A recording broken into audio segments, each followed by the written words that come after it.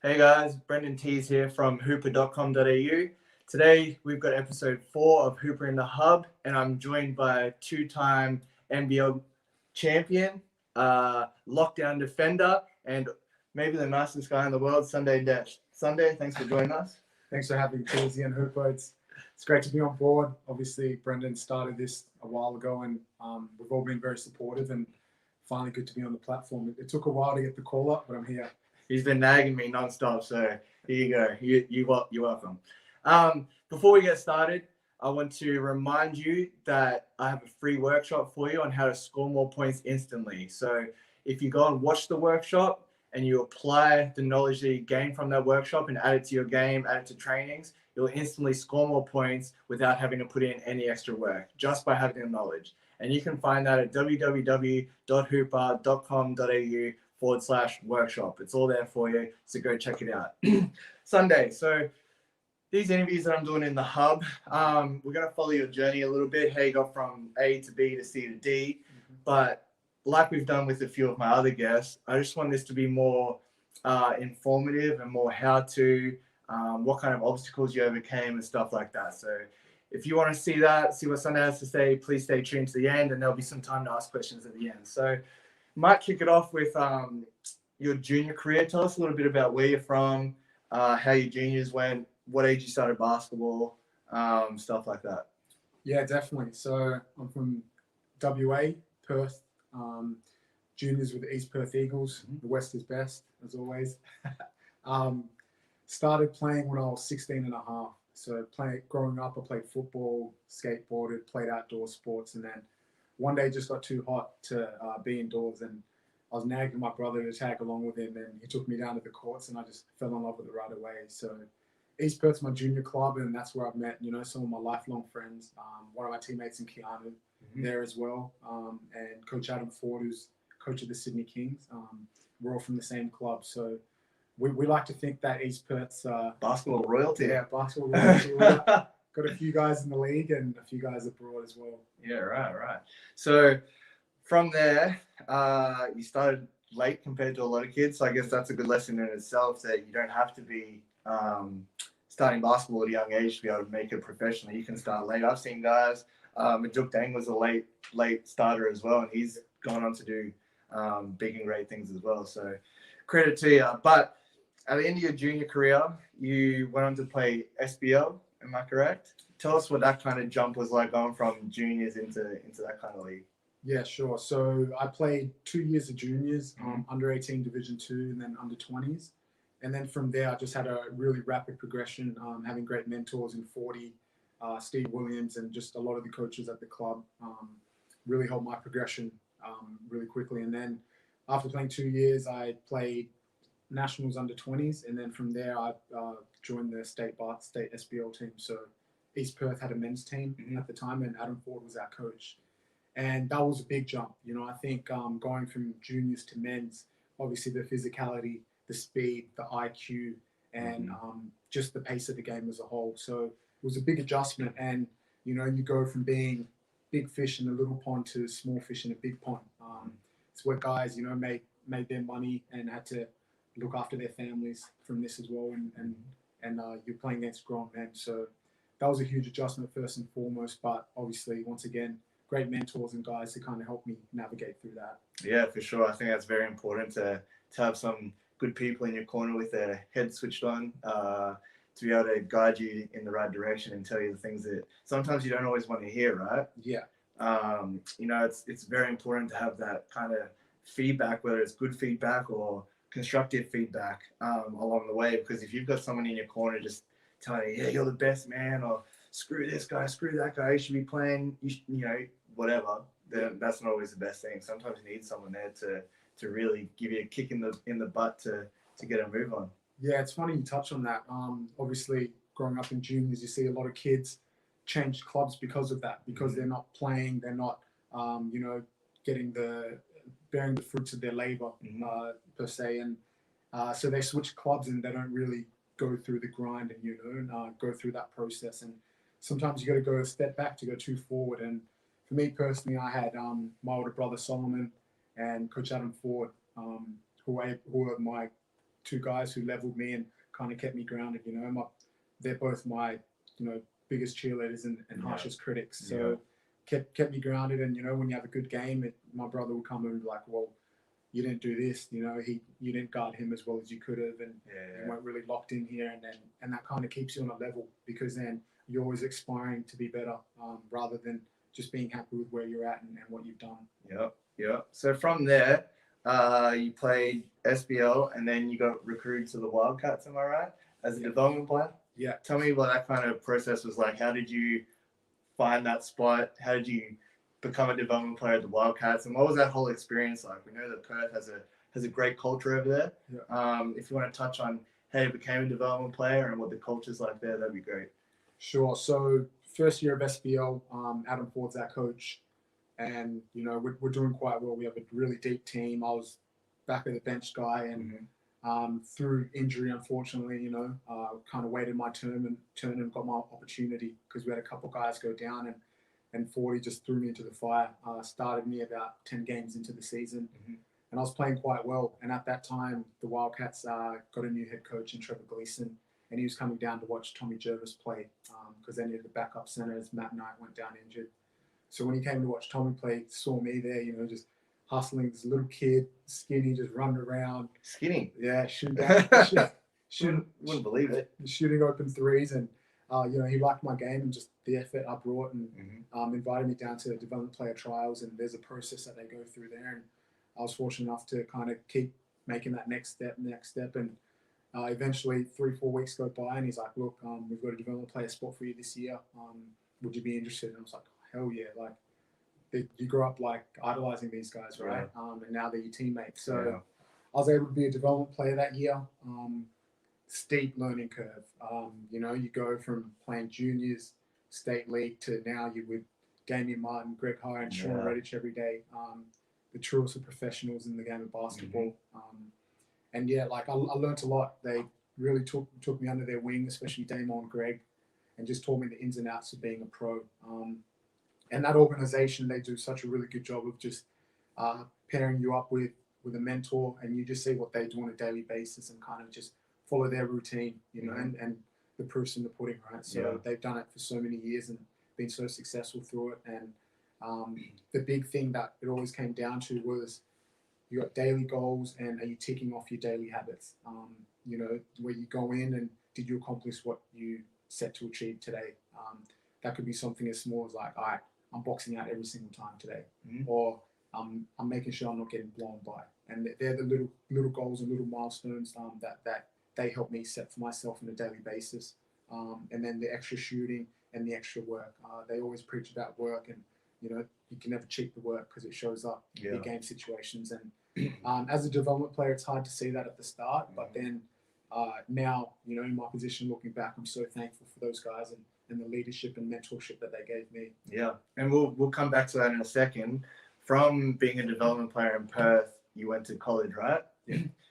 What was the reason you went to college, and what was that experience like? Because I'd imagine that's a bit of a steep learning curve as well. So do you want to tell us a little bit about that? Yeah, so I was a development player for 2 years, and then I decided I wanted to go to college. A big decision in that was, obviously, you got Damian Martin at that time, James Ennis, Jermaine Beal, these guys who are at the top of their game. And look, they just didn't look like there was an opportunity for me to play. And at the end of the day, like, you learn by playing, right? You want to be on the court as much as you can. And college was the next step, because you can do all the training you want, but if you're not put in game situations, you're never really going to have that game feel and know what it's like under the stresses of the game. So I was able to go to college, went to Metro State.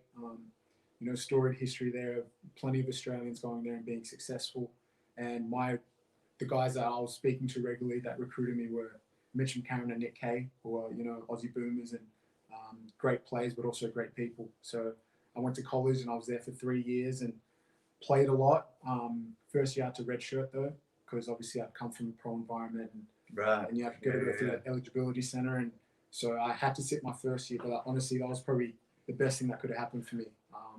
Sitting out, you learn a lot. So that helped me as well. I was almost a development player in college again. Soaking it all in, which then got me ready for next year. When I did come to play, I hit the ground running. I knew the system, knew the coaches, and I was walking into a situation which I was very familiar with. Yeah. Because familiarity is a very big thing in basketball. Yeah.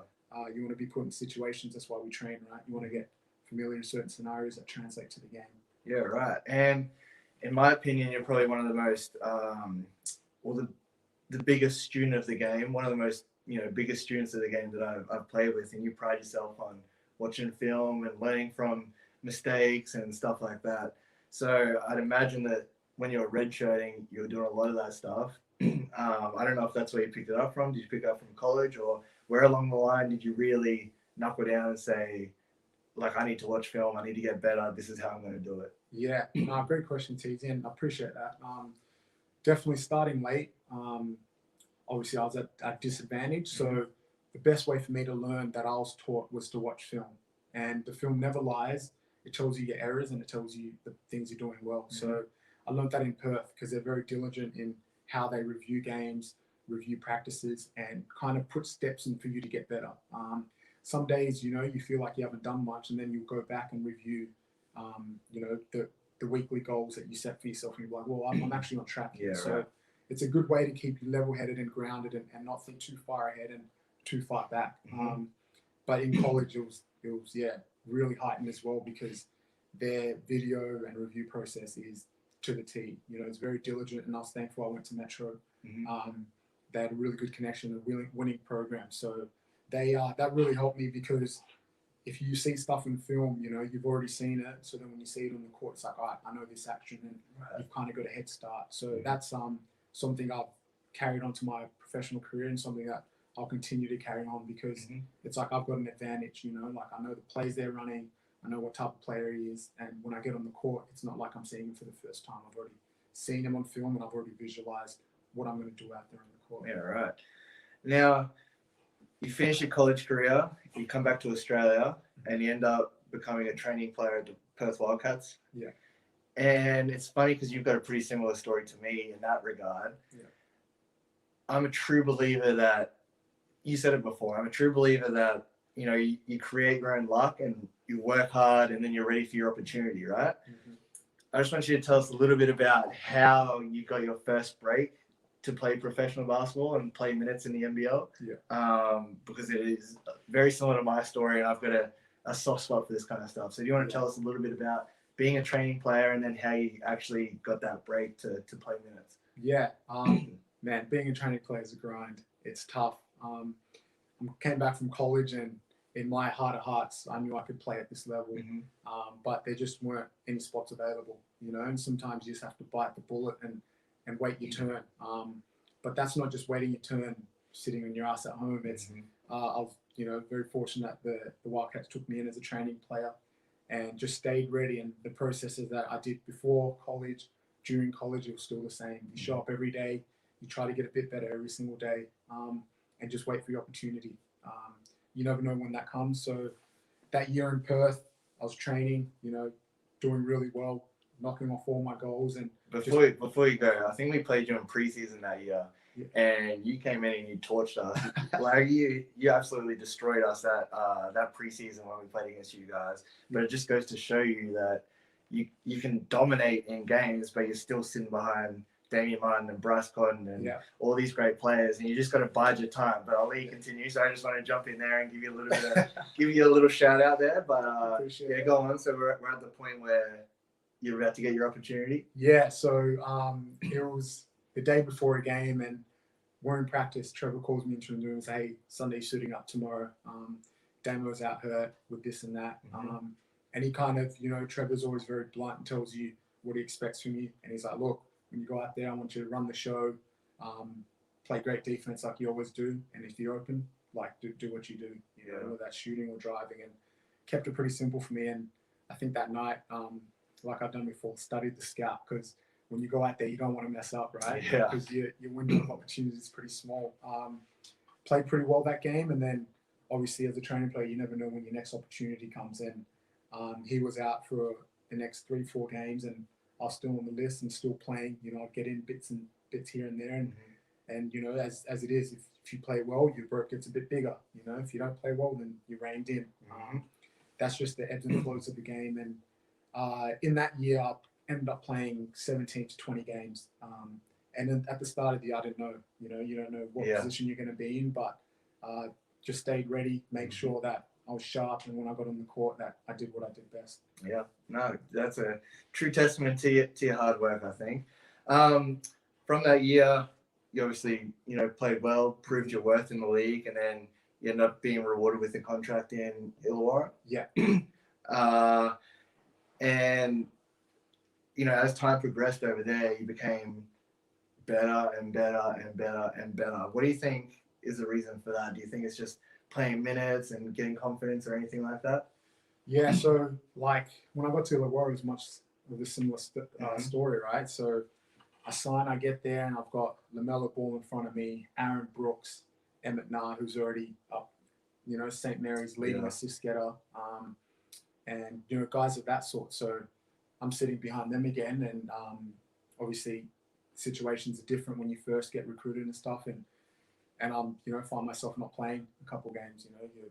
You've got a roster spot, you're feeling good, you're a pro now, but you're still not playing. It's the same situation, and obviously I was a bit down and upset about it, but talking to 40, my brother and coaches, they're like, hey, you've been here before, and do what you do best, and that's stay ready, stay sharp, and wait your turn.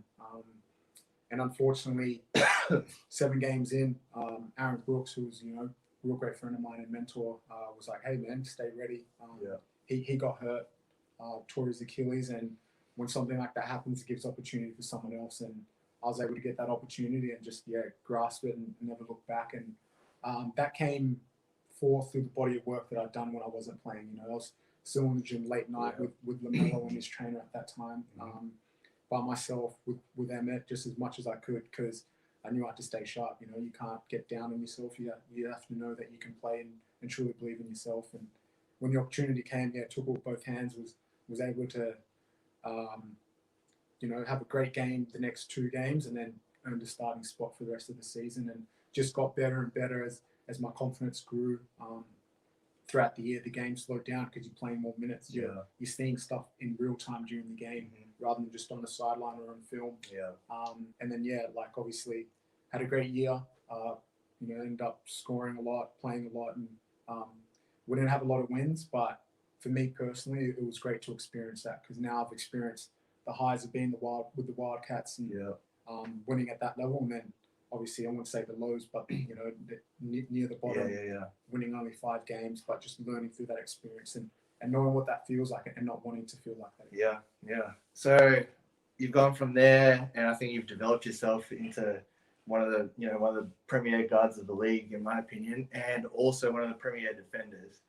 Just before we finish here, I just want you to let the people know what kind of so say we're playing against Nathan Sobey Thursday. So I'm assuming that you go watch film on Sobes and learn his tendencies and stuff like that. But what kind of stuff do you look for?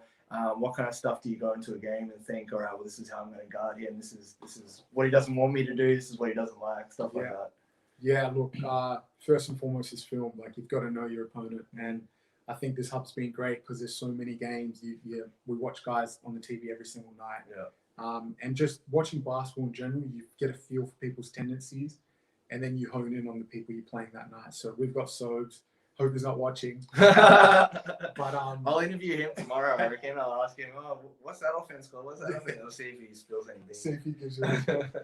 But look, with a guy like him, he's super fast, super athletic, playing at an extremely high level right now. So first and foremost, when I go through the game, I see how he's played his last 3-4 games.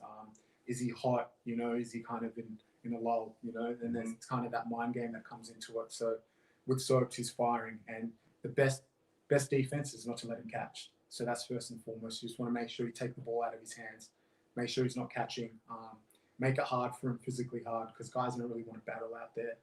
But then you go to their tendencies. Is the guy a shooter, a driver, or does he do both? Guys like him, extremely hard to guard because he can shoot the ball and he can drive the ball and he's extremely quick. So with him, you just got to play him honest, which is trying to stay in front of him as much as you can. No gambling, because that gets you beat and gets you benched. But just making sure that I'm forcing him right, because obviously he's very dominant going left, and you do that by watching film. Yeah. He's got really good pull-up mid-range, but that's his least favorite shot out of everything. He really wants to shoot threes and get to the basket. So, getting him to his right hand and shooting at mid-range, we won. Whether he makes it or not, that's the scout, and that's what I'm living with. Very interesting insight there. We'll see if it pays off tomorrow, I guess. All right, so we'll just wrap it up there. Sunday, really appreciate your time. Thanks for coming on the show. I think, if anything, you can learn from Sunday's ability to learn the game, ability to stay ready, and ability to definitely defend the ball. And we'll see that on Thursday night against Serve. So make sure you tune into that. Before we go, I'm going to give you guys watching live, I'll give you a chance to ask any questions to Sunday or myself. We'll answer them while we're here. If not, you can always leave questions on the YouTube channel after the fact, and I'll be able to just flick Sunday a message, or he might be watching my Hooper footage and answer himself, or I can answer it for you. But we'll just give you a little bit of time. As I wrap up, don't forget that at www.hooper.com.au/workshop, you'll find the free workshop on how to score more points instantly. It only goes for about 22 minutes. NBA players, your favorite NBA players, Steph Curry, Anthony Davis, LeBron James, all these guys use these techniques to be able to score more points. There's no reason that you can't either. Once again, Sunday, really appreciate your time.